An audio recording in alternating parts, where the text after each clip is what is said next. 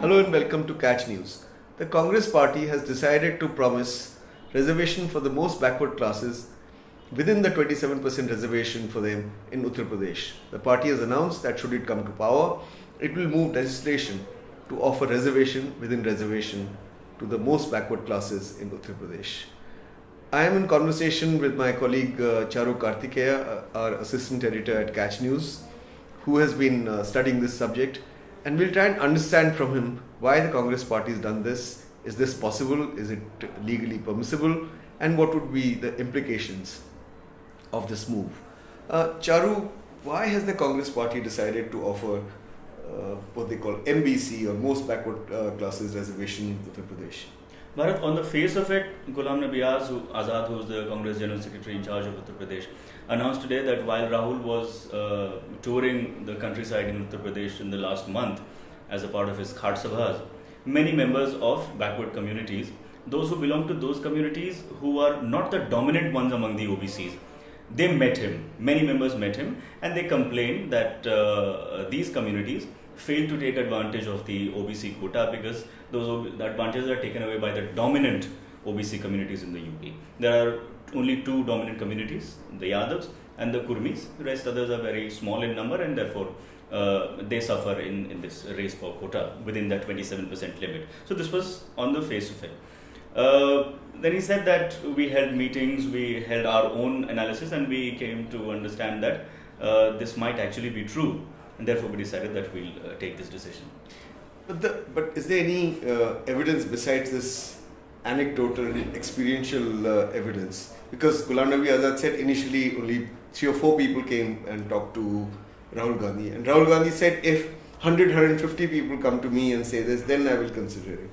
So he says now about 150 or 200 people came from these most backward classes and talked to him. And therefore they have decided. Now, can this be a basis for policy making? 1,000 people ask you not to do it. Would you then not do it? But there are two things. One is, of course, a criticism. Some analysts are already saying that this is a polarizing move and this amounts to pitting already and divided grouping, pitting them one against another. But then what some people are also pointing out is that the government had done a proper scientific assessment based on the castes across India as a part of the census group. But the government did not reveal the caste numbers. So in the absence of those caste numbers and the corresponding socio-economic status of people belonging to those castes, people mostly rely on the wisdom of the political parties who have a strong network. So based upon that assessment, people draw analogy to the fact that way back in 2001, the former Chief Minister of Uttar Pradesh, Mr. Rajnath Singh, who was the present Union Home Minister, had set up a committee which had gone into this subject in detail and had come out with similar conclusions that yes, not just the OBCs but even the scheduled castes need a further subcategorization because the dominant castes among the SCs and the dominant castes in the OBCs are taking away all the advantage. So from political wisdom point of view, this does sound like a logical move. Alright, but he also said that it's not as if this hasn't been done earlier. He gave a list of 10 states which have done it before, and several of them initiated this move for reservation within reservation for the MBCs while Congress was in power. So he said in Karnataka, Congress had done it, in Andhra Pradesh, Maharashtra, Haryana, West Bengal. And Tamil Nadu and Pondicherry did it under different dispensations. If the Congress party was aware of all this, then why on earth did it not make this demand in Uttar Pradesh earlier? Because all these reservations happened much earlier. Bharat, it's been 27 years since the Congress party has been out of power in Uttar Pradesh. And maybe they could have promised it in the manifesto earlier. Earlier, yes. I mean, this could be a case of belated wisdom dawning upon the Congress party, and also because of the fact that it was not really a serious contender in the past few elections where a direct fight between the SP and the BSP had. Is it your case that it is a serious contender this time around? Yes, it is a serious contender this time around because things have started to look up for them after Rahul Gandhi's rally. There is an assessment that at least in eastern parts of Uttar Pradesh, the rally struck a chord with the farmers and the peasants, and this is only a continuation of the buzz that Rahul Gandhi's roadshows did succeed in creating for the Congress in the hinterland. Now, Ghulam Nabi Azad also said that there is no legal bar on creating reservation within reservation for the most backward classes. That there is a Supreme Court judgment in the Indira Sawhney case that OBCs can be divided and subdivided.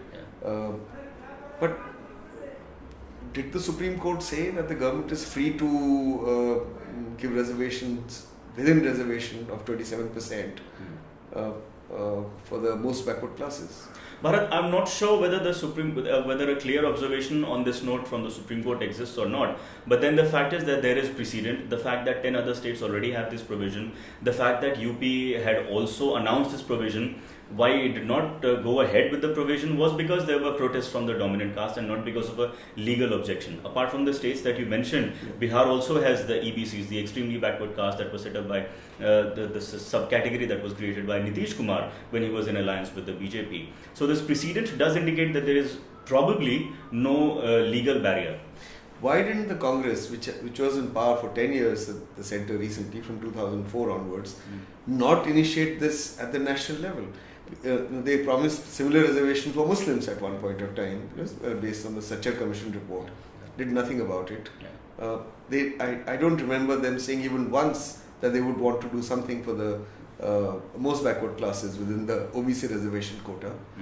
So is this merely an electoral strategy? Because there's no cost to pay in this. Yeah, I think this is actually an electoral strategy. And it is only a state-specific electoral strategy. It would not have worked at the national level because this kind of a move antagonizes the dominant OBCs. And the dominant OBCs are different in different states.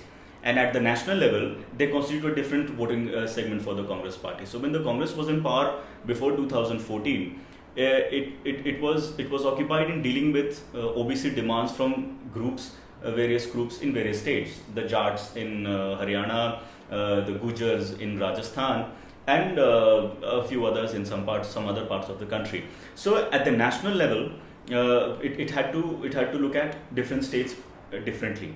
At that point of time, if it would have brought this MBC proposal at the national level, it would have definitely antagonized the dominant castes in other OBC groups in the states, and probably it would have been damaging for the Congress party's prospects.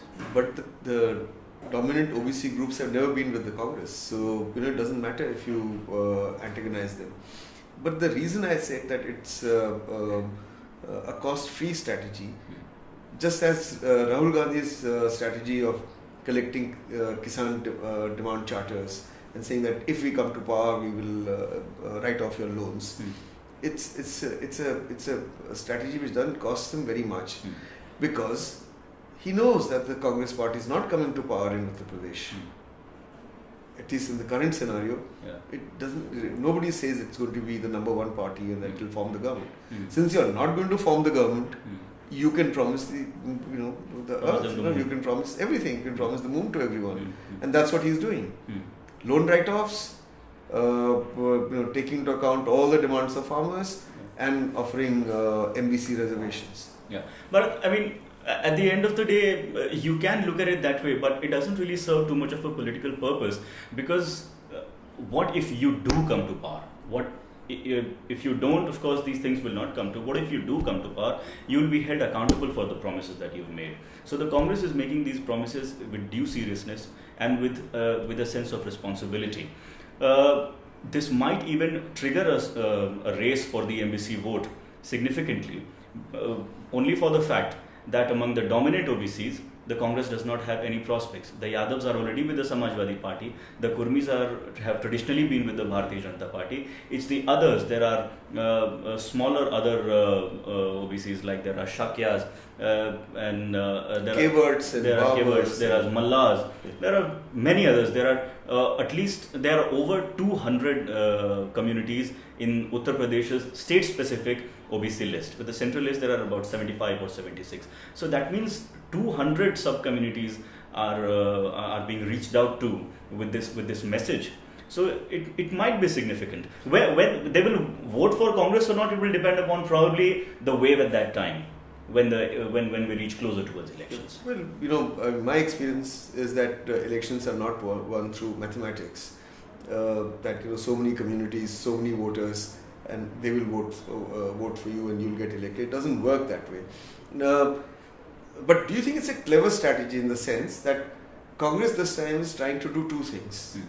That is, field upper caste candidates. There's speculation that 80 odd Brahmin candidates would be fielded by the Congress in Uttar Pradesh to split the upper caste vote.